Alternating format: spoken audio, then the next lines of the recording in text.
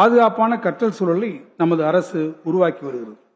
சென்னையில் உள்ள MC ராஜா கல்லூரி விடுதியானது 44 கோடி ரூபாய் மதிப்பீட்டில் 1,00,000 சதுர அடி பரப்பளவில் 121 அறைகளுடன் 484 மாணவர்கள் தங்கி கல்வி பயிலும் வகையில் உருவாக்கப்பட்டு உள்ளது.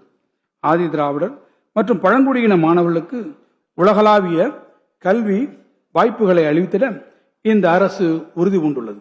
கலை மற்றும் அறிவியல், வணிகம், சட்டம், பொறியியல், மருத்துவம் போன்ற துறைகளில் முதுநிலை அல்லது ஆராய்ச்சி படிப்புகளை தொடரும் மாணவர்களின் நிதிச்சுமையை குறைத்து திறமையான மாணவர்கள் உலக புகழ்பெற்ற கல்வி நிறுவனங்களில் கல்வி கற்கும் வாய்ப்பை வழங்க தொடங்கப்பட்ட அண்ணல் அம்பேத்கர் அயலக உயர்கல்வி திட்டத்தின் கீழ் இதுவரை 160 கோடி ரூபாய் ஒதுக்கீடு செய்யப்பட்டு 385 மாணவர்கள் பயன்பெற்று உள்ளனர்.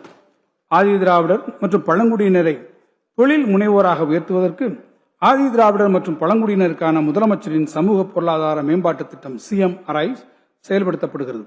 இத்திட்டத்தின் கீழ் இதுவரை 440 கோடி ரூபாய் மதிப்பிலான திட்டங்களுக்கு 165 கோடி ரூபாய் மானியமாக வழங்கப்பட்டு இதுவரை 8639 பயனாளிகள் பயனடைந்துள்ளனர்.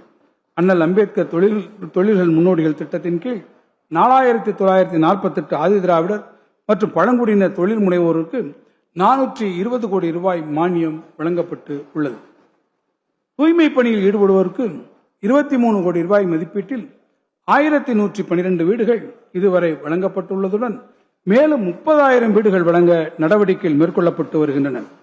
தூய்மை பணியில் ஈடுபட்டு வரும் பணியாளர்களை தொழில் முனைவோராக மாற்றிடும் நோக்கில் செயல்படுத்தப்படும் மானியத்துடன் கூடிய சுய தொழில் திட்டத்தின் கீழ் இதுவரை 10 கோடி ரூபாய் நிதியுதவி வழங்கப்பட்டுள்ளது.